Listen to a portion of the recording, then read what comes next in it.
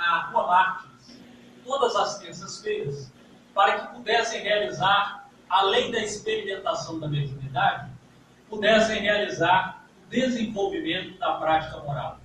Porque antes de Kardec, a doutrina espírita, não era a doutrina espírita, de passagem, mas era o aspecto dos fenômenos da mediunidade, que também não tinha esse nome antes de Kardec, mas da comunicabilidade com os espíritos, era para distrair, era como entretenimento para as pessoas. Mas Allan Kardec propôs que tivesse um fundo moral, um fundo de aprendizado, de reflexão, para que nós, as criaturas que naquele momento lá estávamos e para as que hoje aqui estamos, em Guarapari, nesta manhã ensolarada de domingo, pudéssemos refletir a respeito de quem somos, de onde viemos e para onde vamos. Então entendeu ele que já não mais comportava o seu lar na Rua Martins e resolveu alugar uma sala no edifício Palácio Royal, onde ele, um ano antes, em 18 de abril de 1857, houvera apresentado à humanidade o Livro dos Médiuns, o Livro dos Espíritos. Ele alugou uma sala na Galeria Valois. O edifício Palácio Royal era um dos mais suntuosos de Paris àquela altura. E então, ele nos apresenta a Sociedade Parisiense de Estudos Espíritas, fundada a 1º de abril de 1858. Sociedade esta, que podemos recorrer ao capítulo 30 do Livro dos Médiuns, e vamos encontrar um regulamento composto por uma série de artigos e uma série de práticas que ainda hoje utilizamos na Casa Espírita. Por exemplo, quando chegamos ao Centro Espírita, assinamos um livro de presença, que era uma prática costumeira e que está descrito lá no capítulo 30 do Livro dos Médiuns. Por quê? Para que houvesse um registro das pessoas que ali pertenciam e que ali frequentavam.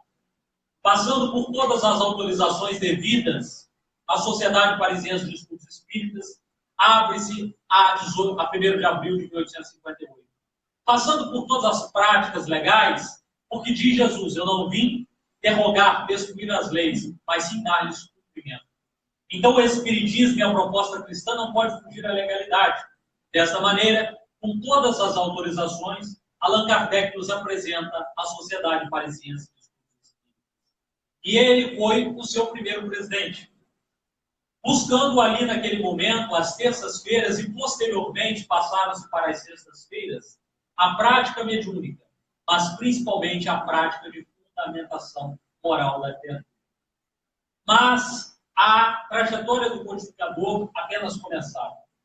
Ele vai inaugurar, mais tarde, em 1860, em setembro de 1860, as viagens de Allan Kardec divulgando o Espiritismo. Viagens estas que merecem todo um capítulo de estudo à parte, porque realmente são de uma importância singular. Porque as pessoas envolvidas no processo de comunicabilidade com os espíritos não conseguiam entender todo esse aspecto de fundamentação moral, como já dissemos. E Allan Kardec inicia por onde?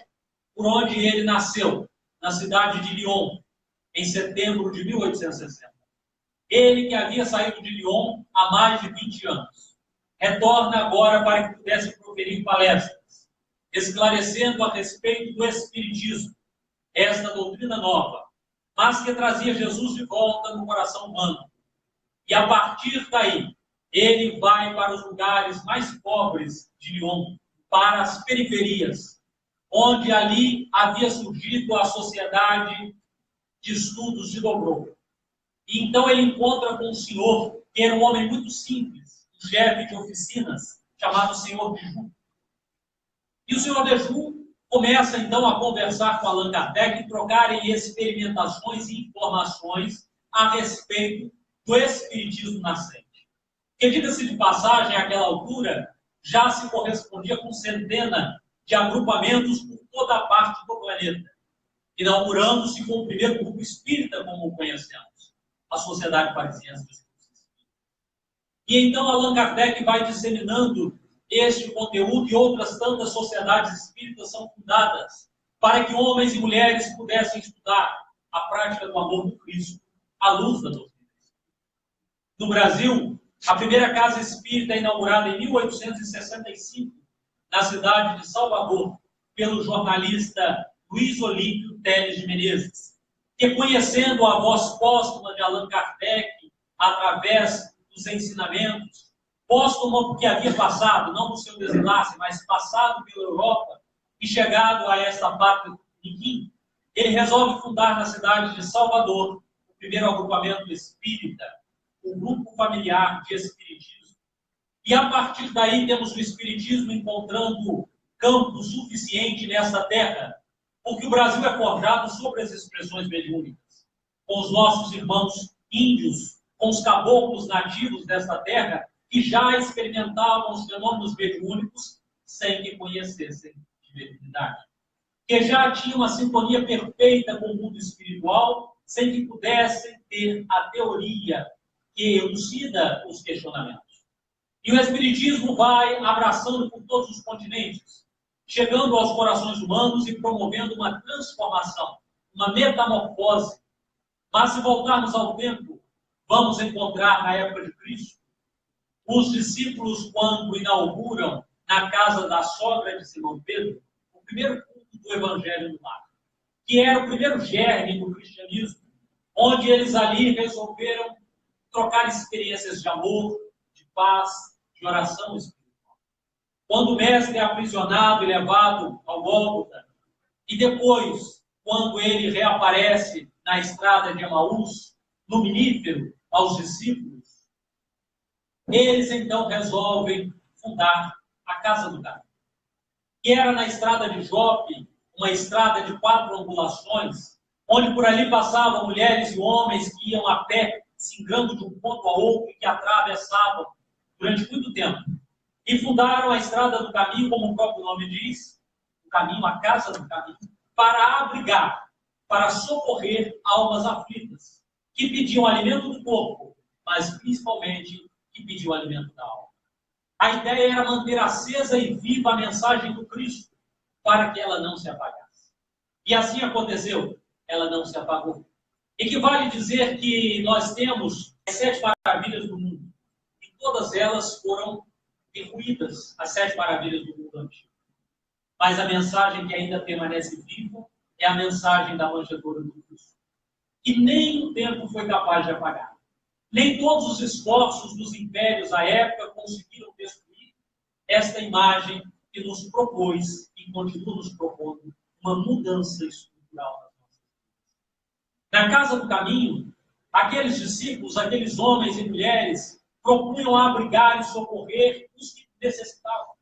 E voltamos ao Cristo quando ele diz: eu não vim aos sãos, mas sim aos enfermos, aos necessitados do recurso espiritual. É para eles que Jesus veio.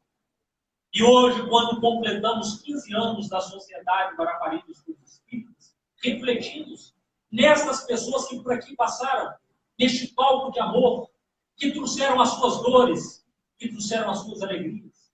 Aqueles que já voltaram de retorno à pátria de origem, aqueles que ainda vão vir. Em 1997, o espírito Joana de Ângeles sugeriu, através das mãos abençoadas do médium de Paulo Franco, um triângulo equilátero para o Centro Espírita Caminho da Redenção, que está constituído dentro do complexo da Mansão do Caminho. E dizia Joana de Ângeles, nesse triângulo equilátero, que eram necessários 3 verbos: espiritizar, qualificar, humanizar. Resumia ela, então, as diretrizes de uma casa espírita para o novo tempo. Em 1997, nós estávamos há 4 anos no terceiro milênio, que surgiu em 2001, a 1º de janeiro de 2001. Um momento de convulsão. Se nós analisarmos de lá para cá, temos um salto quântico que foi dado. Se pararmos para analisar em 97, as nossas mídias, era um luxo quem possuía um DVD de 4 cabeças em casa e assistia um filme e tinha que voltar e rebobinar a fita. E era um luxo. As famílias se reuniam para ligar o DVD. A comunicação telefônica era feita por um aparelho dentro de casa que, àquela altura, já surgia a democratização. Mas houve uma época anterior ainda que quem tinha um aparelho telefônico, uma linha telefônica em casa era chique. Ao ponto que as pessoas alugavam por um salário mínimo, em média, um aparelho telefônico, que hoje já ninguém utiliza. Ele fica no canto da sala, quem não tem, e ninguém liga. Depois que inventaram o tal do celular. Em 1997, a nossa capacidade de comunicação, de realização, era muito mais lenta, porque os veículos não utilizavam os mesmos recursos que utilizam hoje. É que vale lembrar que na década de 90, quando foi eleito o presidente da República, muito polêmico, que dizia esse caçador dos Marajás, ele disse num dos seus primeiros discursos que os veículos brasileiros eram semelhantes a carroças. Isso na década de 90. E nós tivemos um salto gigantesco na indústria automobilística, aquela que foi inspirada por Henry Ford nos últimos anos, mas que hoje os veículos fazem tudo, até fala. Eu já tive a oportunidade de contar aqui a história de um amigo meu, que achou que era médium, que estava ouvindo a voz dos espíritos, quando alguém ligou e ele não percebeu que o Bluetooth estava ligado, o carro falava. E a pessoa dizia: oi, André, ele disse: quem está aqui? Só estava ele dentro do carro, com o ar-condicionado ligado, tudo fechado. Ô, André, você não está me conhecendo? Quem é você? E ele imaginou que fosse morto, porque ele tinha acabado de comprar o veículo na agência, não sabia. Então os veículos começaram até a falar através do Bluetooth. Começaram a regular a própria aceleração, mas estabelecendo uma linha que não ultrapassam. Começaram a enxergar com sensores e câmeras de ré e apitar produzindo sonorização para evitar as batidas, que ficou muito fácil daquelas pessoas que têm dificuldade em dirigir, ou seja, que são meia roda, e dirigir a forma. Então nós paramos para analisar que esse salto quântico de evolução material também acompanhou a evolução espiritual. Mas, ao mesmo tempo, surgiu uma demanda nova para a casa espírita. Pessoas que antes vinham ao centro espírita para se comunicarem com seus entes queridos desencarnados, agora procuram a casa espírita para resolver um problema intrínseco, a chamada depressão, o mal do século, o mal do milênio, que é suscetível, na maioria das vezes, por uma perda ocasionada, por uma perda de relacionamento, por uma perda de emprego, por uma frustração, por um trauma de infância. E essas pessoas procuraram na casa espírita porque ali existe uma metodologia diferenciada, que não nos propõe morrer para ir para o reino dos céus, mas viver o reino dos céus na terra, à medida que nos convertemos e fazemos os nossos esforços para vivermos o reino dos céus. Não o reino dos céus dos eleitos, que vão ficar paralisados, esperando o dia do juízo final, onde o Senhor Todo-Poderoso vai julgar uns à sua direita e outros à sua esquerda, condenando uns ao fogo eterno do inferno e outros ao paraíso com harpas e anjos cantando e comendo uva. E também já disse aqui, interessante que a imagem do anjo é sempre loirinho, com os olhos claros e cabelos encaracolados. Equivale dizer, Luísio, que dentro dessa pragmática nós nunca chegaremos a ser anjos. Mas a doutrina espírita propõe o paraíso na terra, quando a criatura se auto-encontrar. E foi Sócrates quem houvera dito, aliás, ele não disse, ele plagiou, porque nada se cria, mas tudo se copia. Quando ele entra no templo de Delfos e encontra uma coluna velha, corroída pelos anos, com uma frase assintomática: conhece-te a ti mesmo. Ele vai reproduzi-la para os seus discípulos e para os pós-socráticos. E os espíritos fazem questão de anotar Allan Kardec. Quando Allan Kardec questiona a respeito dessa nossa busca ingente por transformações, qual o caminho que os espíritos orientam? Um sábio da antiguidade de Jabu disse: conhece-te a ti mesmo. Então não é mais necessário morrer para encontrar com o Senhor Javé, mas é necessário viver na terra encontrando com Cristo, na presença dos nossos irmãos. E a casa espírita deve espiritizar. Este verbo interessante, porque ninguém poderá na casa espírita viver a casa espírita sem espiritismo. A casa espírita é a prática e a teoria da metodologia espírita.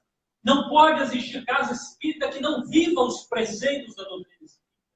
Quer sejam eles a sobrevivência, a comunicabilidade com os espíritos, Deus, a essência suprema de Deus, inteligência suprema e causa primária de todas as coisas, material, soberanamente justo e bom, onipresente, onipotente, onisciente, todos os atributos da divindade, a prática do amor, a caridade acima de todas as nossas virtudes, o amor como lei universal, a igualdade entre todos nós, o que nos permite ter o anseio de chegarmos a ser anjos qualquer dia desses, independente da cor da terra.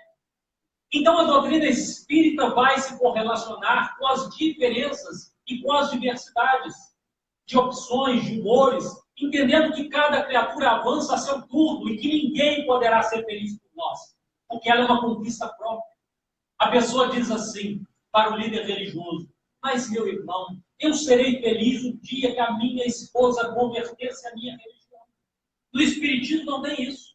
Se a pessoa quer ficar lá, o cônjuge quer ficar em casa, deitado, dormindo até mais tarde, que fique, porque nós vamos.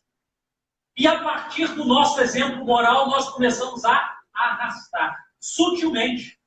Porque as palavras vão comover no primeiro momento, mas é o exemplo que vai arrastar. E aí o esposo preguiçoso fala assim: mas mulher, você vai de novo para o centro? Eu não sei o que tanto tem nesse centro que você vai todo dia lá. E isso quando gera ciúme. Um amigo meu disse assim: a minha esposa ia tanto no centro que eu desejei também, para conhecer quem era o dirigente do centro. Fiquei com ciúme. Queria saber se era bonito. Cheguei lá, era uma mulher. Aí eu disse assim: ah, tudo bem. Mas aí já estava, comecei a participar, e hoje ele é um trabalhador assim.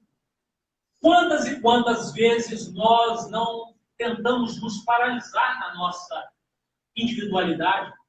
Mas a doutrina espírita nos diz que eu levei meu filho na evangelização. Na mocidade espírita, ele cresceu, conheceu uma mocinha que era de outra denominação religiosa, casou-se, agora ele não é espírita. É muito comum as mães dizerem isso, os pais dizerem isso. Mas a semente do espiritismo foi plantada. Ele é um homem de bem, ele é uma mulher de bem? Sim, é uma pessoa de bem, que gosta de ajudar os outros, que busca viver bem no seio familiar. Então o espiritismo continua vivo dentro dele, dentro dela. Porque foi Leon Denis quem nos disse que o espiritismo não é a religião do futuro, mas é o futuro de todas as religiões. Equivale dizer que também na década de 90 nós tivemos uma explosão da renovação carismática dentro da Igreja Católica. E muitas pessoas começaram a receber psicografias de Maria, de espíritos dos santos, de mensagens, de enxergar, de visualizar, de ouvir. Então a mediunidade cai em mancheia sobre toda e qualquer criatura, porque não é um patrimônio do espiritismo. Espiritizar é jamais deixar de divulgar o espiritismo. Como dissemos, quando Allan Kardec sai em 1860, em setembro, e vai de volta a Lyon, às suas origens, porque é necessário voltar às origens para progredir. Quem foge do passado jamais conseguirá ser feliz. É necessário resolvermos os problemas do passado, vivermos o presente com os olhos fitos no futuro. É lógico que o saudosismo também é terrível. A pessoa vira e diz assim: ah, mas na época, minha época que era bom, hoje em dia essa vida está tão boa. Antigamente era tão bom. A gente era feliz e não sabia. A gente comia canjiquinha pura, mas era feliz. E dia de domingo, aquele pedaço do frango no peito era para o pai. E a nossa sociedade era extremamente paternalista, era extremamente machista. Hoje há uma inversão de valores. O pedaço melhor vai para os filhos, que já vão chegando e pegando. E nós, os pais, ficamos como meros coadjuvantes, porque eles são os espíritos da transformação moral. Então a criança que corria quando chegava a visita, enfiava debaixo da mesa, hoje a visita chega e diz assim: oi, você está querendo o quê? O papai está ali, está tomando banho. E ai do pai ou da mãe que tentaram enganar. Um companheiro nosso, lá do grupo Espírita Leon Denis, no Rio de Janeiro, contava uma história de um filho de um companheiro chamado Zezinho. E que o pai dizia sempre: meu filho, nós temos que falar a verdade. A mentira é uma invenção terrível. Se fosse protestante, ia dizer assim: o pai da mentira é o capeta. Mas como era espírita, ele dizia assim: meu filho, os espíritos obsessores às vezes nos influenciam com a mentira. E o Zezinho, que não era bom nem nada, foi captando aquilo. Um belo dia chegou um obsessor encarnado, daqueles que quase todos nós temos, que batem a porta. Na hora que a gente vai sair para o centro, a pessoa chega e plasta, parece que colou chiclete no sofá, que não sai de jeito nenhum. E a gente vai, se arruma e a pessoa está lá sentada com as perninhas cruzadas. Nada tira. Mas existe uma receita muito fácil. Convide-o para ir. Se ele tiver medo de espiritismo, nunca mais volta à sua casa. Pode ter certeza disso. Eu vou lá para o centro, vamos comigo. Se a pessoa tiver medo, nunca mais ela volta. E chegou na porta, o pai disse assim: Zezinho, vai lá e fala comigo, eu estou. O Zezinho olhou com aquela cara feia para o pai, mas não disse. Chegou lá e disse assim: olha só, o papai está ali dentro, mas ele falou para dizer que ele não está, mas ele está lá dentro. Imaginem só. A cara do pai foi no chão. Porque ele mesmo houvera dito ao filho que nós não podemos mentir. E ele era espírita, trabalhador da casa espírita, com amigo, dedicado. Mas em determinado momento, pela linha tênue, acabou caindo. Mas o filho, esse espírito do terceiro milênio, disse assim: papai está lá, ele falou que não está, mas ele está. E ele atendeu: não foi isso, o Zezinho se enganou, eu disse que eu ia sair. Atendeu, conversou, com aquela cara, né, sem graça, desmontado. Porque quando nós compreendemos que falhamos, e essa é a grande virtude, não precisa que os outros nos apresentem nossa vida. A consciência de Deus, as leis de Deus estão escritas na própria consciência. Quando há esse despertamento, já é um bom sinal. A pessoa diz assim: mas eu sou tão imperfeito, e daí? Eu também. Nós também, todos somos. Mas quando nós já reconhecemos as nossas imperfeições, sem fazer consciência de culpa, porque existem pessoas que fazem uma consciência de culpa. Eu tenho uma amiga, a minha professora, hoje com 68 anos de idade, espírita, mas aquela espírita que a gente tem que dar atendimento. Aquela tem uma dificuldade de ir na casa espírita, chamada preguiça. Então eu digo assim: mas você participou da postura, mas as minhas vistas não estão boas mais, eu tenho que operar catarata. Eu disse assim: tudo bem, então você não vai na postura, mas vai na palestra. Mas as minhas pernas, o reumatismo. Eu falei: você vai comigo, mas tem escada para subir, é difícil. Eu te ajudo, mas a coluna, bico de papagaio, hérnia de disco, não sei mais o que, não sei mais o que. E todo sábado ela disse para mim: mas você vem aqui no culto, né? Eu disse assim: Jesus, o que eu faço? Aí lá vou eu ontem, ela disse assim: você vai viajar de madrugada, eu vou, mas você vem no culto, né? E aí existe o pré-culto, o culto e o pós-culto. O problema é o pós-culto. E aí ela vai se arrastando, faz um desapago, vai, e sozinha, foi noiva 4 vezes, não se casou, vocês imaginam como é que ela é, né? Foi noiva 4 vezes, não se casou. O problema era com os 4 noivos. E aí ela fala da diarista, fala disso, fala daquilo. Quantas e quantas vezes nós não encontramos pessoas que não conseguem avançar porque não querem?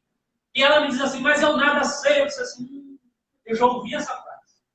Mas quem disse essa frase era o homem que perqueria conhecimento incansável. Quando um dia lhe disseram: olha, o oráculo de Delfos disse que tu és o ser que mais sabe em toda a terra. Ele, que era filho do senhor Sofronisco e dona Flegareta, disse assim: eu só sei que nada sei. Mas ela, ao invés de fazer com Sócrates, que não sabe mais buscar o conhecimento, ela prefere ficar sentada em casa esperando que o espiritismo chegue. Então a casa espírita tem diversos espíritas. Tem aqueles que nascem no berço espírita. Vocês conhecem aquele que nasce no berço espírita? É aquele que carrega o berço na cabeça. Eu nasci no berço espírita. Fica 50 anos no espiritismo, mas o dia que alguém pega ajuda aqui esse diabo, eu não posso. Eu ainda não tenho capacidade. Como se a capacidade fosse algo que nascesse. A capacidade é algo que se adquire a partir do princípio da boa vontade. Quem tem boa vontade tem capacidade. É preciso querer ser útil. A pessoa diz assim: aí vem um censo de 10 anos, bate na nossa porta.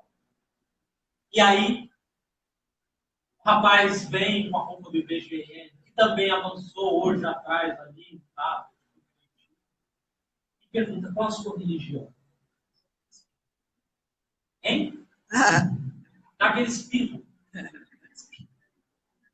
Jesus Cristo disse assim: quem se envergonhar de mim diante dos homens, eu me envergonharei dele diante do Pai. Nós temos que dar um passo: eu sou espírita.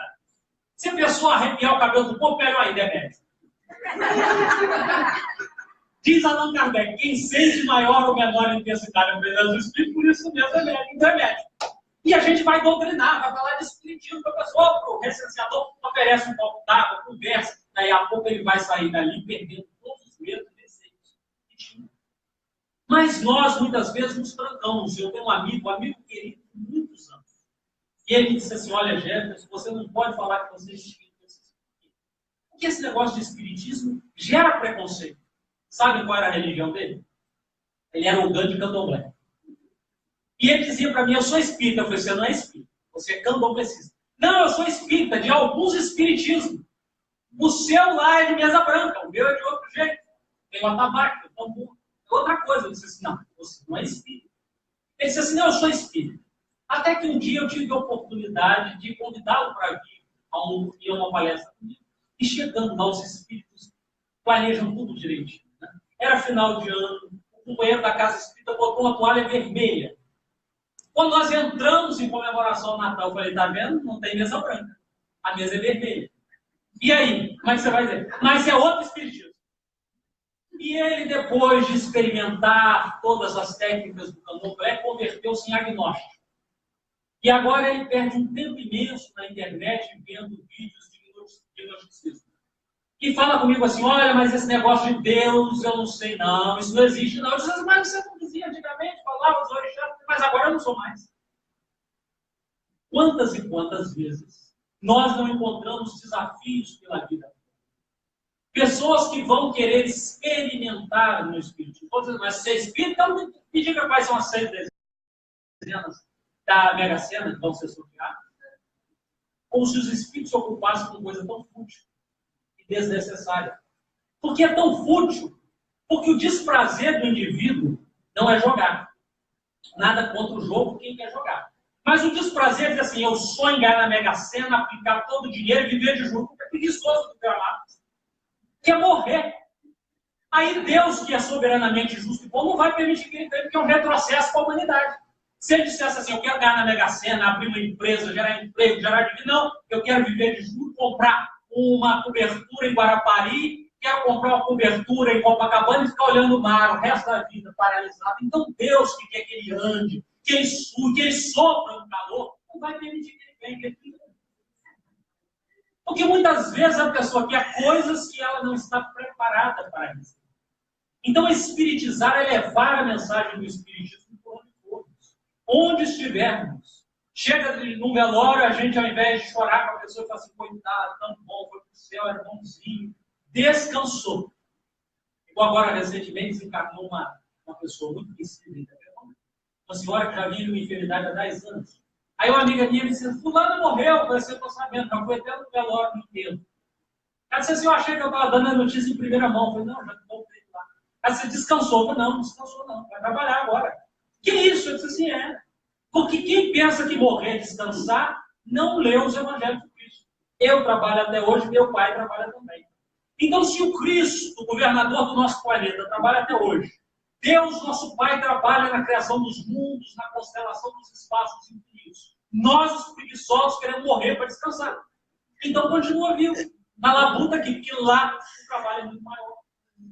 E quando Jesus diz, reconcilia-te com o teu adversário enquanto estás a caminho com ele, a gente cria conflito de toda sorte, de toda natureza. Briga, desajusta-se e acha que a coisa vai ficar por aí mesmo. Mas é melhor resolver agora. Porque senão nós vamos voltar em outra encarnação, queira Deus no Brasil, que é o coração do mundo e pátria do Evangelho, sim, como diz Humberto de Campos, apesar de todos os escândalos de corrupção, de todas as crises morais que vivemos, é o coração do mundo e pátria do Evangelho. Mas reencarnar está difícil, no Brasil mais ainda. Se Deus nos permitir que nós reencarnemos no Brasil e não acertarmos as nossas contas, nós vamos voltar com gêmeos de corpos, coladinhos. Aí um quer levantar, o outro quer ficar deitado. Um quer ir no banheiro, o outro quer ir para a sala. E a gente vai aprender na dor o que não aprendeu no amor. Espiritizar é, então, disseminar a doutrina espírita. Qualificar na casa espírita é estar preparado para receber a diversidade de pessoas que chegam neste novo tempo, neste novo milênio, com novas dores, com novos problemas, aflitas, desesperadas. Muitas vezes a pessoa já tentou de tudo e não encontrou, e não se auto-encontrou. Então vem para a casa espírita buscando a sua última oportunidade de reajustamento. E é para esses que o espiritismo deve tocar fundo, deve falar no coração, deve falar às almas, deve orientar. É para eles que o espiritismo veio, não para que eles fiquem 50 anos como o Papa Passes e tomando água purificada. Porque ser espírita requer disciplina, como diz o Romano, tríplice disciplina. E muito trabalho. O primeiro medicamento que é receitado quando chega o enfermo na casa espírita é o trabalho. E por isso que muitos não voltam mais. Aqueles que não estão predispostos a doar. Porque a gente esquece a nossa dor quando compartilha a dor do outro. Vamos à visitação, encontramos um irmão nosso, enfermo, com câncer, com metástase, do alto da cabeça até a planta dos pés, com os órgãos comprometidos. e pensamos, nós vamos fazer uma prece, pedir a Jesus que ele desencarne em paz, falar, meu irmão, você está passando por isso, mas lá no plano espiritual você vai ser atendido, você vai receber toda a fluidoterapia necessária para que as suas células espirituais estejam melhores. E a gente já chega com aquele clima de velório, né? Para velar a pessoa. Chega lá, o doente está com um sorriso aberto, escancarado, e a gente pergunta, mas é muito bem, graças a Deus. Daqui a pouco eu estou me levantando dessa cama. Se não for encarnado, vai ser desencarnado. Vou me livrar do corpo e vou estar ascendendo às alturas espirituais, porque nós fomos criados para a luz, para o progresso, para a evolução.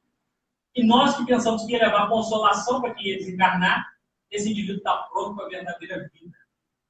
Como diz Francisco de Assis, é morrendo que nascemos para isso. Então a casa espírita tem que estar qualificada para entender. Hoje, quando nós estamos a braços com uma série de mudanças estruturais no nosso comportamento, de relacionamento familiar, antigamente as escolas, a maioria delas, comemoravam o Dia dos Pais, o Dia das Mães, o Dia dos Avós. Hoje, muitas escolas já comemoram o Dia da Família. Porque nós temos um modelo de família diferenciado. Muitas vezes é uma família composta somente pela mãe que cuida dos filhos. Em outras poucas vezes é cuidada pelos pais que cuidam dos filhos. Os filhos do divórcio. Porque disse a respeito de que o casamento é indissolúvel. E o é, com certeza. Enquanto houver respeito. Porque de que adiantam duas pessoas viverem digladiando o dia inteiro dentro de casa na frente de uma criança? E um xingando o outro agredindo, quebrando a casa, quebrando os móveis, os vizinhos colocando um copo na parede para ouvir. E quando sai lá fora, está de mão dada, entre tapas e beijos. Amor daqui, amor dali. Ninguém respeita ninguém, mas estamos casados porque o casamento é indissolúvel. Chico Xavier dizia, tolere enquanto te for possível. A partir do momento que eu faço mal para alguém, que alguém faz mal para mim, é melhor que nós nos mantenhamos em distância respeitosa para não complicar o futuro. E essa distância respeitosa não é assim, estou de mal. Separei, nunca mais falo, quero, morreu. A falecida, porque é muito comum as pessoas se separam com o falecido. A falecida. Mas ninguém é ex-pai, é ex-mãe. A pessoa não pode punir os filhos por conta de um relacionamento que ela não tem direito. Porque são fruto de uma união que merecem todo respeito. Então eu admiro muito quando eu vejo falecidos casais que se respeitam, que conseguem conviver harmoniosamente. O Antigo desencarnou, separou e virou inimigo mortal da esposa. E ela dele. Ele constituiu uma nova família, casou-se, teve um filho, um primo mais novo que eu. E depois de um tempo, ele que era cardíaco, hipertenso, havia feito uma cirurgia complexa na época. Depois de algum tempo, ele desencarnou. Quando ele desencarnou, deixou o filho menor. E ele ganhava de pensão, uma pensão maravilhosa, uma quantia exorbitante de um salário mínimo. Grande parte dos brasileiros, cara. E quando ele morreu, porque eu costumo dizer que o desencarne às vezes traz tristeza e traz alegria. Alegria quando a herança é muito grande. As pessoas ficam alegres, choram de alegria. Tristeza quando não tem nada para dividir. E às vezes brigam. Eu já vi um velório que brigaram por causa das panelas. Ainda era velório em casa, que era muito comum na época. Enquanto estava lá o corpo da defuja lá no caixão, eles estavam brigando na cozinha. Essa panela é do Digão, essa aqui é de fulano, é lembrança da, não sei o que, puxava dali, puxava daqui. E meia dúzia estavam lá velando o corpo dela. Então meu tio desencarnou, ficou a vultuosa herança de um salário mínimo. Ele separou-se de corpos, na época do desquite ainda, antes de que surgiu a facilidade de divórcio, mas não divorciou-se, nem desquitou na realidade. Separação de corpos, mas continuou casado.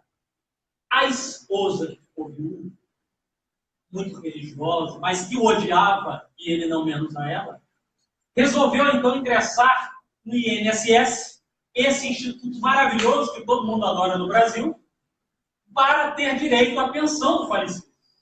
Mas como tinha um filho menor, surgiu então um conflito. Quando os conflitos surgem, é necessário que nós ingressemos na justiça para resolver os conflitos. Porque tem-se a ideia de que a justiça é um divisor, a resolução dos conflitos. Na realidade, hoje, com o acúmulo do processo que existe no nosso país, a justiça é um acumulador do processo. Que a pessoa entra com um processo, uma ação por alguma coisa, que espera receber na próxima encarnação. Né? Deveria, inclusive, constar no processo uma procuração ao causídico dizendo que, na próxima encarnação, quando eu reencarnar, vou me identificar, então quero receber o direito à indenização aos bens que foram requeridos na encarnação presente. E aí saiu a decisão. Vamos partir ao meio um salário mínimo. E ficou ela com metade de um salário e o filho com metade de um salário. Só que ela, apesar de não ter se casado, ele já tinha 70 e poucos anos. E ela lá ia também por isso. Ela construiu uma vida, tornou-se comerciante, não precisava daquele filho. Mas disse, eu faço questão de receber.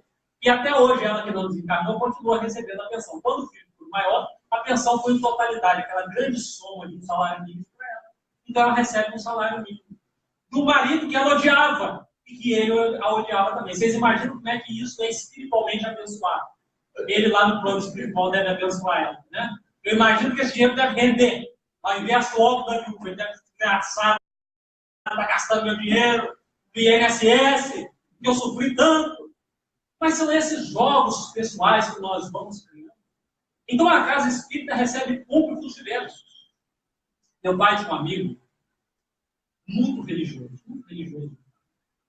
Ele era da igreja Maranata. E ele tinha uma caminhonetezinha Pampa, nesses idos que os veículos pareciam carroça. E aquela caminhonete era a única coisa que ele tinha para transportar-se. Ele morava numa zona rural chamada Jabuticaba. Coincidentemente, aqui também tem uma zona rural chamada Jabuticaba. Então ele ia todo dia para a igreja e voltava com a sua esposa, já idosa, com o chapéu na cabeça. Ele nunca saiu de onde nasceu, da zona rural. Então, um belo dia entrou ele para o fundo, deixou a caminhonetezinha dele lá para estacionada. Veio um espírito iluminado do Senhor e roubou a caminhonete. Alguém viu da igreja, alguém estava lá fora, viu, correu, no meio do culto. Não, roubaram a sua caminhonete, vamos lá. E vocês roubaram? Roubaram. Já levaram? Já. Então deixa o culto acabar e depois que acabar a gente toma as coisas. Parece anedota, mas é verdade. Quantos de nós estaríamos preparados para dar essa resposta? Estamos dentro da casa espírita e alguém diz, roubaram o seu veículo, a minha bicicleta, a minha moto, o meu cavalo, o meu jumento, o meu automóvel. O que a gente faz? A gente espera terminar, enquanto isso vai vibrando pelos bandidos, pelos ladrões, que Jesus abençoe, que o doutor Bezerra acompanhe, que se eles levarem o que eles estão precisando, mais que eu, ou a gente sai correndo pela rua, meu Deus, fiquei a pé. Como aconteceu com os discípulos, desesperados. E Jesus diz, homens de pouca fé, que temeis? Não veis que estáis diante do Filho do Homem? Acalma-se, vento, cessa a tempestade. E ele deu um exemplo de cristianismo. Depois que terminou o culto, ele pediu uma carona a alguém, foi na delegacia, fez o pedido de ocorrência. E por incrível que pareça, depois de alguns dias, recuperaram a caminhonete dele. Ele desencarnou, mas deixou a caminhonete. Foi um casamento sem divórcio. Esse foi indissociável. Então nós observamos que é necessário manter a tranquilidade de espírito diante das nossas angústias. A casa espírita tem essa proposta de que nós confiemos no futuro, de que nós acreditemos que o futuro será melhor à medida que nós construirmos um futuro melhor. E humanizar. O atendimento na casa espírita tem que ser humanizado. O Chico dizia que casa que muito cresce, o amor desaparece. É muito comum nos grandes centros as pessoas chegarem numa casa espírita desesperadas, como última estação de tratamento de socorro espiritual. Entrarem, assistirem a palestra, tomarem o passe, tomarem a água frutificada, saírem e ninguém vê. Parece que era um espírito desmaterializado. Se fosse materializado, algum mérito ele tem. Ou todos iam. A pessoa entra e sai, não é notada. Joana de Ângeles fala dos invisíveis na sociedade. Quando nós paramos no posto de gasolina para abastecer a nossa caminhonetezinha Pampa dos anos de 1980 e lá para trás, a gente olha para o frentista, a gente cumprimenta o frentista, dando bom dia, boa tarde, boa noite, agradece Pergunta como ele está. Vamos ao supermercado para fazer a compra do mês, da semana, do dia. Passamos no caixa, a mocinha do caixa, ela tem ali um crachá. Nós lemos o nome dela. Cumprimentamos, bom dia, tudo bem? Como é que você está, fulana? Boa tarde. Ou será que essas pessoas, às vezes, pela nossa correria do dia a dia, são invisíveis aos nossos olhos? A pessoa vem à casa espírita necessitada de socorro. Como dizíamos, a casa grande. Será que tem alguém preparado, qualificado para atender? Tudo bem, meu irmão, a primeira vez que você está vindo, seja bem-vindo, qual o seu nome, em que podemos lhe ajudar? Às vezes a pessoa pode chegar na porta e voltar, porque não teve uma recepção. Isso é muito comum em várias denominações religiosas. A pessoa chega, entra, ninguém nota. Em algumas correntes, se ela der uma oferta muito grande, ela vai ser notada. Vai até ser chamada lá na frente, horário especificamente para ela. Mas, em muitos lugares, se a pessoa entrar e não for notada, pode ser a última oportunidade dela. Richard Simonetti conta no livro Atravessando a Rua, que um trabalhador da casa espírita desejou, enquanto no domingo à tarde, desejou fazer uma visita a um rapaz que ia ao centro espírita esporadicamente e morava no mesmo prédio que ele. E pensou em fazer aquela visita. Mas vendo um programa no domingo à tarde, que ele estava se entretendo, eu não quero imaginar que fosse Faustão. Ele vendo, dormiu, cochilou. Cochilou e, como dizia uma amiga minha, no centro espírita, a gente dizia, fulano, você está dormindo na palestra? Não estou dormindo, não, estou desdobrada, mandando comigo para o palestrante. Ele desdobrou do sofá, vendo o programa de televisão, e não foi visitar. Quando à tarde já ia entrando pela noite, à tarde, noite, ele sai e resolve fazer uma caminhada. E observa um tumulto na portaria do prédio. Pergunta o que aconteceu. O rapaz do andar tal suicidou-se. Era o mesmo rapaz que ele havia sido induído a visitar. Que ia esporadicamente no centro espírita, mas que ninguém nunca deu atenção. Então a casa espírita tem que estar humanizada para receber as pessoas, para orientar, para ajudar, para socorrer nas necessidades. E se o frequentador some, liguemos. Hoje ninguém liga, manda um WhatsApp. Fulano, e aí, você subiu? Tá bem? Porque quantas vezes aquela mensagem vai ser providencial? Chega no momento em que a pessoa diz assim, mas ninguém se importa comigo. O telefone não toca, o telefone fixo já não toca, como dizia. O telefone celular também não, o WhatsApp muito menos. A pessoa, quando não chega uma mensagem no WhatsApp, a pessoa olha para ver se ele está mudo. Né? Porque graças a essa necessidade nossa de comunicação virtual, então a pessoa se sente isolada, sozinha. E quando nós mandamos uma mensagem encaminhada, uma mensagem de amor, de fraternidade, de esperança, de otimismo, nós podemos estar ajudando alguém que está invisível à sociedade, salvando uma vida naquele momento, com uma palavra de encorajamento, de esclarecimento, de amor, de fraternidade. Então a casa espírita é essa escola onde nós aprendemos todos os dias. E quanto mais ouvimos falar de caridade, mais precisamos saber de caridade.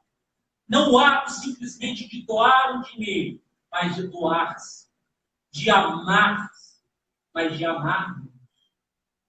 O ato de nos amarrarmos intimamente, psicicamente, de sermos úteis aos outros, de temermos sermos indiferentes quando podemos ser.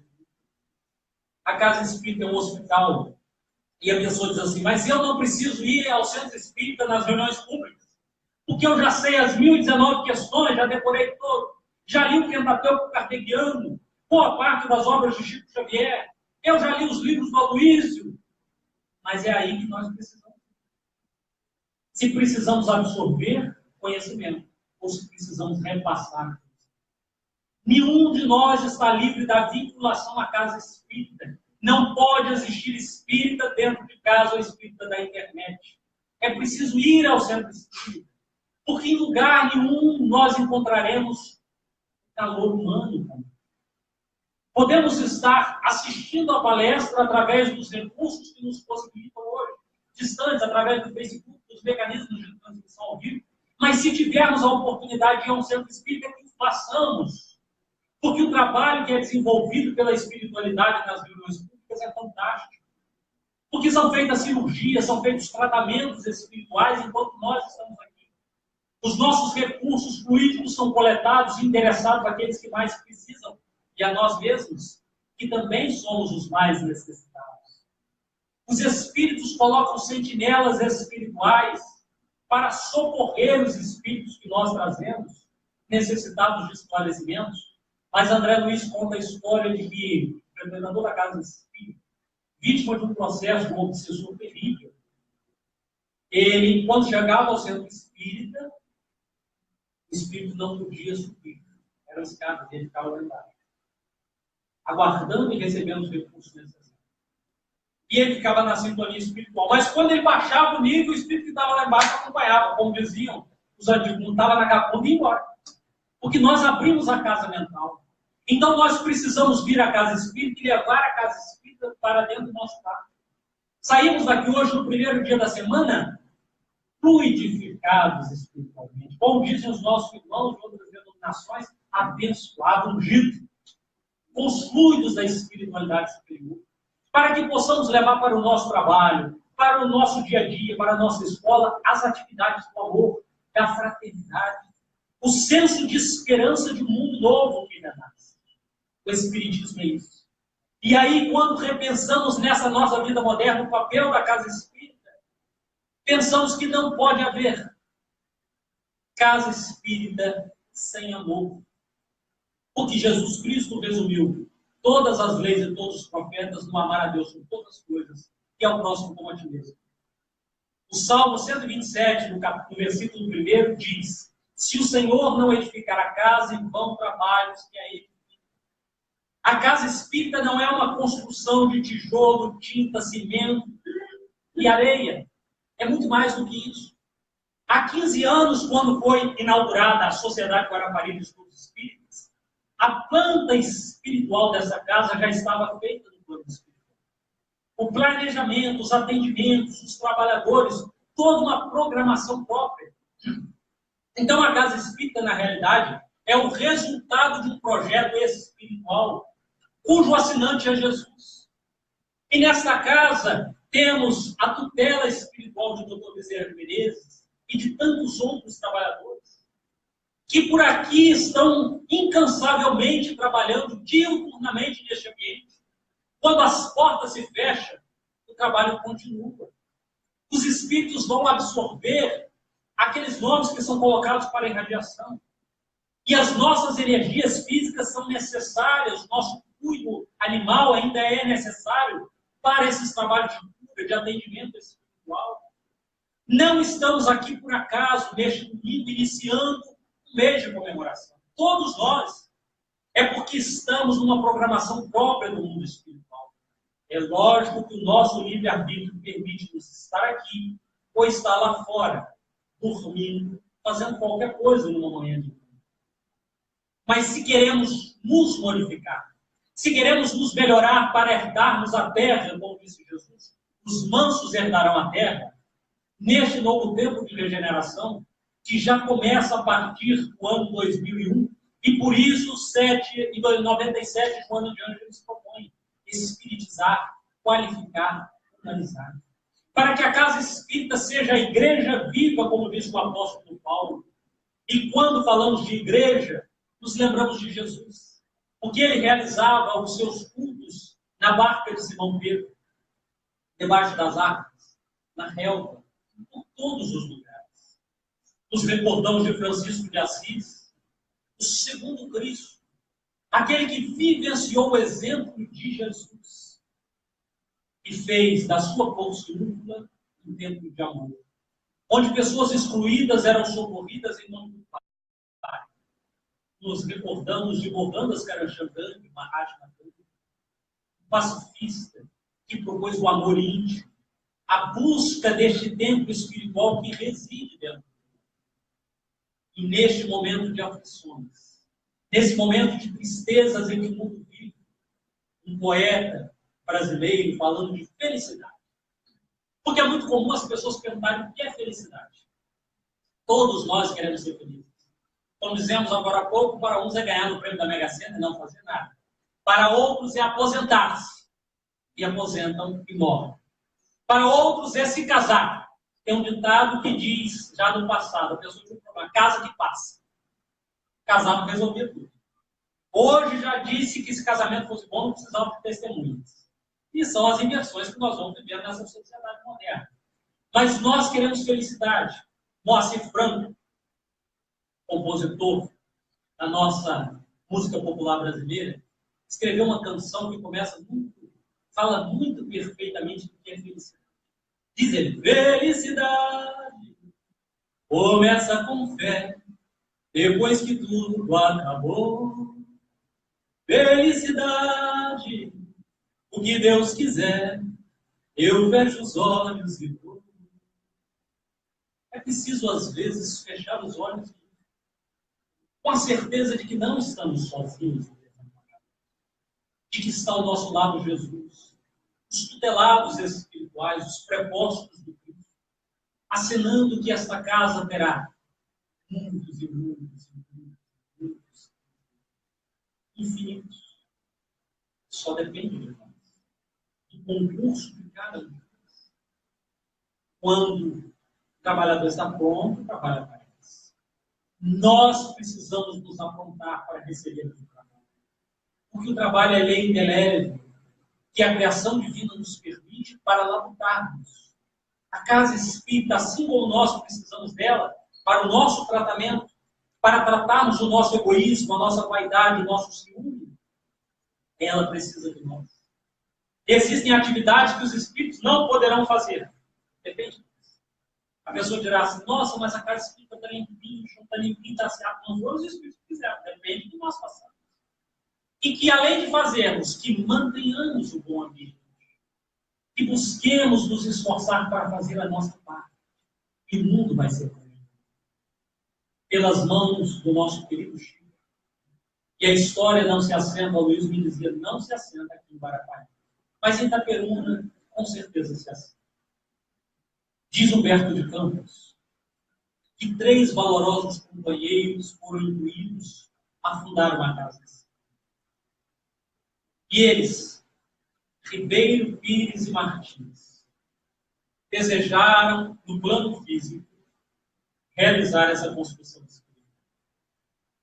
Começou com o culto do Evangelho do Mar. Daí a pouco era um tempo. A benfeitora espiritual Custódio era incansável em dizer que aquele tempo era dedicado à caridade. E as grandes preleções que ali eram realizadas eram com temas evangélicos, orientando, educando, reaproximando a criatura de Deus, cumprindo o papel do verbo religar a criatura ao Criador. E quando eram temas científicos, geralmente as pessoas pouco entendiam. Elas eram muito ligadas ao evangelismo.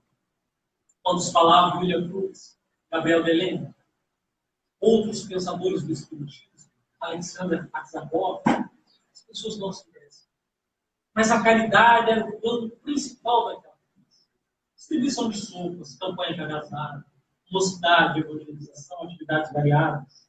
E quando os companheiros Ribeiro, Pires e Martins utilizavam a palavra, sempre enaltecendo a caridade, a mãe de todas as virtudes, as pessoas muitas vezes iam ao caminho, choravam, por refletirem na importância do amor a Deus e ao próximo. E a casa foi se engrandando até que aproximou-se a comemoração de 10 anos.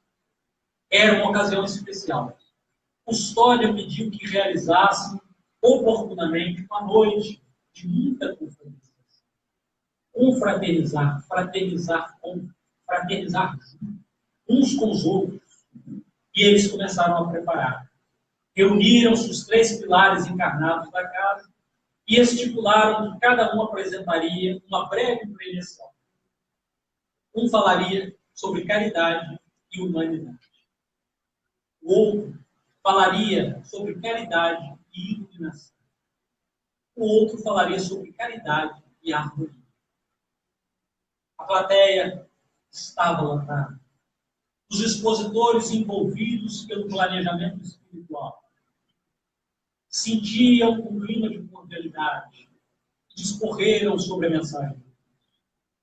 A emoção estava à flor da pele, como a banhar no dia de Pentecostes os discípulos de Deus, que falavam sobre línguas que pousavam suas cabeças, num fenômeno mediúnico, que um dia coube ao mestre de Bialystok desejar criar uma língua única, a língua do amor, o esperanto. Naquele momento era como se todos falassem uma só língua. O amor incansável. O amor que vence barreiras e que tudo suporta sem exigir, sem reclamar, sem lastimar. Após as 3 preleções, trouxe uma mensagem à benfeitora apostólica, trazendo ânimo aos participantes, rejubilando-se pela efeméride de 10 anos e pedindo a todos que persistissem no concurso da paz, que a casa espírita precisa de nós. Disse ela que iria se afastar até a próxima semana, porque tinha tarefas muito amplas a cumprir. Após todos se abraçarem, despedirem-se, cantarolando a canção da alegria cristã, que foi composta pelo nosso querido Leopoldo Machado, que na década de 60 e 70 inspirou jovens espiritistas nas caravanas das mocidades espíritas por todo o Brasil. Se despediram, se alegraram, se abraçaram. Certa vez ouvi o Aloysio proferir uma palestra em Itaperuna em que ele conseguiu, de maneira perfeita, conceituar o abraço. O abraço ao tocar no coração. Eu nunca me esqueci da maneira. Eles tocaram os corações dos outros. Envolvidos por aquela emoção, os 3 pilares encarnados desejaram ir juntos e pensaram em ir a pé conversando. Deixaram o bonde de lado e foram andando. Não caminharam 1 quilômetro, a noite já é longa, porque as despedidas foram muito longas. Já era meia-noite, um pouco mais.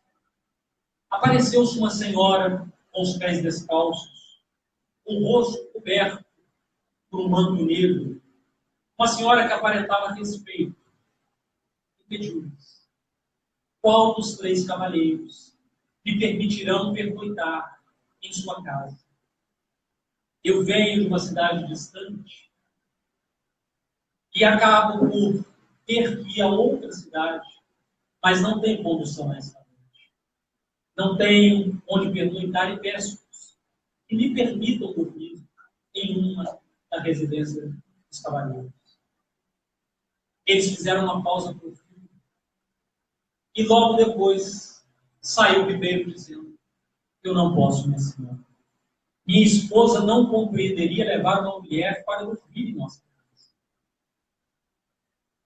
Ao que veio Pires e disse: eu não posso, sou solteiro. Se eu chegar em casa a essa hora com uma mulher, o que dirão meus vizinhos? Infelizmente, eu não posso. Martim disse: eu não sou dono da minha casa sozinho. A minha família está lá, não vai aceitar isso. Mas tiveram uma ideia: contribuírem para dar a ela um pernoite numa pousada modesta. E cada um cotizou a quantia de 15 cruzeiros. Eram 5 cruzeiros de cada um. E deram à mulher. Ela agradeceu e partiu, não que sem antes eles indicassem a pousada modesta e simplória, onde ela iria pernoitar. Mas como a lei de Deus está inscrita na consciência do homem quando há o despertamento, nenhum dos 3 conseguiu dormir a noite tranquilamente. Porque quando colocamos a cabeça ao travesseiro, é que os fatos do dia nos vêm, e foi Santo Agostinho que nos disse que nós deveríamos fazer uma avaliação do que fizemos durante o dia e do que aconteceu conosco. Eles fizeram a avaliação. Recordaram-se da mulher. Nas primeiras horas do novo dia, os 3, sem que nada combinassem, muito antes da telefonia celular, estavam à porta da pousada para saber o que aconteceu. Não lograram isso. Ninguém dizia nada. Não registraram a presença daquela mulher. Uma semana se passou. Na semana seguinte, manifesta-se a benfeitora Custódia, sorridente, e diz: meus filhos, pela permissão do alto e com as graças de Deus, era eu a mulher que os farei o caminho para cá. Permiti-me, Deus, que eu me pudesse materializar para vos exemplificar a caridade. E eu vi que ainda não me pudestes atender aos desvalidos da sorte como Cristo esperava. Mas não abaixai a vossa cabeça, tenha de bom ânimo, porque se em 10 anos de trabalho vocês conseguem cotizar 15 cruzeiros para ajudar uma pobre pedinte, talvez com 100 anos de aniversário da casa de trabalho, podereis abrir a porta do vosso lar. Mas não desanimeis. O trabalho não está. O Cristo espera de nós. Que abramos as portas das nossas casas, as portas dos nossos corações, para receber Jesus de volta. Que a casa espírita seja o nosso suporte, mas seja o nosso campo de trabalho. A terra está preparada, arada. Mãos ao arado para que nós possamos transformar esse mundo num mundo pleno de amor, onde reine a regeneração. O nosso poeta desencarnado, Sebastião Dalzot, escreveu uma poesia musicalizada em 1964, que fala justamente do templo do Cristo. Porque o templo do Cristo era a natureza, como foi no caso de Francisco de Assis. Dizia, meu irmão sol, irmãzinha lua, hoje por causa da vida eu renasci. Ao olharmos a natureza, o universo, nós somos felizes. Nós agradecemos a Jesus, porque a casa espírita todos nossos. Que venham muitos 15 anos. Que muitas bodas possam surgir. E que nós estejamos aqui. Física, mas principalmente espiritual. Como os trabalhadores da última hora.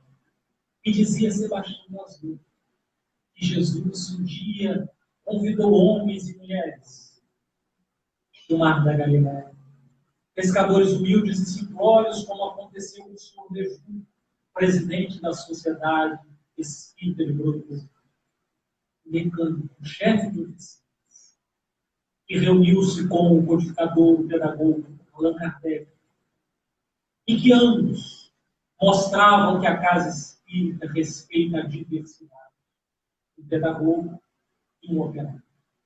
E dizia então o benfeitor Sebastião Dalzot, que o Cristo criou com esses homens e mulheres o seu templo da boa vontade. Nas margens da Galileia, o divino Jesus, o teu convite espalhara para o teu reino de luz. O teu convite espalhar para o teu reino de luz. Aqueles homens humildes, falaste-nos esplendor, e que os faria de homem os mais perfeitos pescadores, e que os faria de homem os mais perfeitos pescadores. Então eu vou seguir-te, a ti como irmão mais velho. Nós procuramos pescar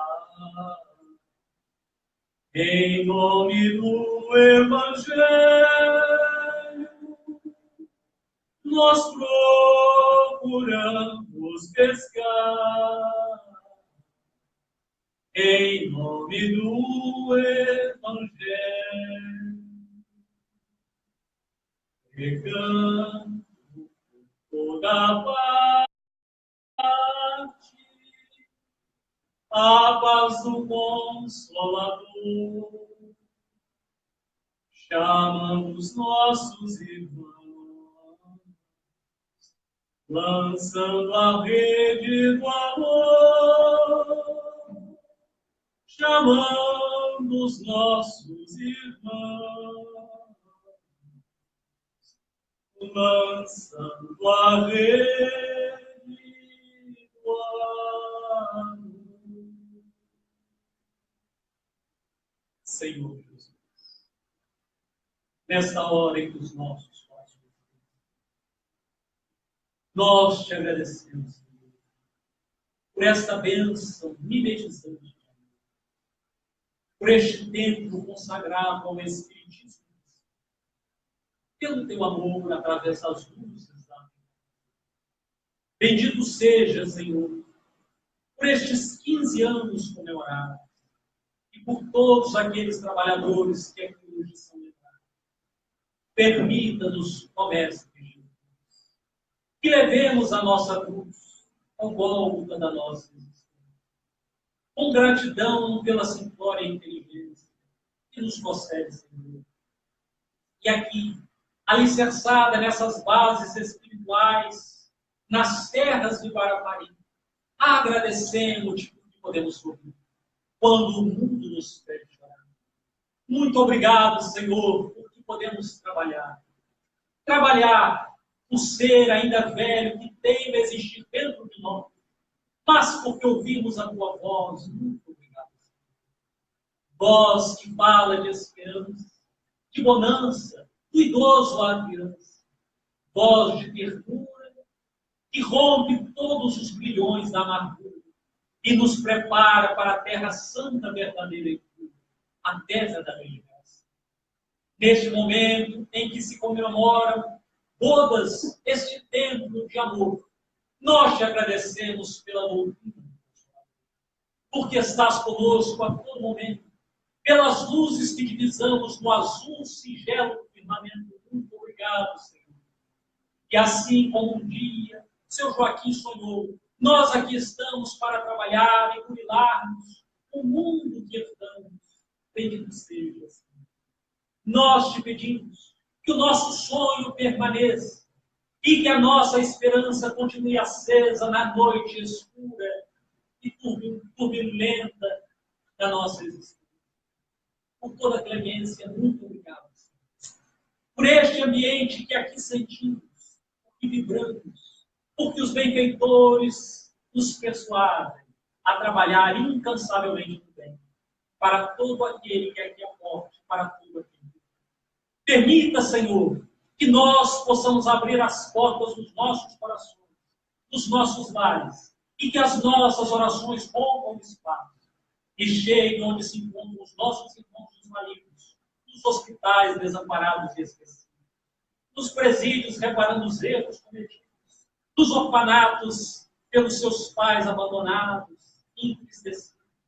Que ela chegue aos asilos onde os anciãos se encontram, Senhor, em profunda isolação.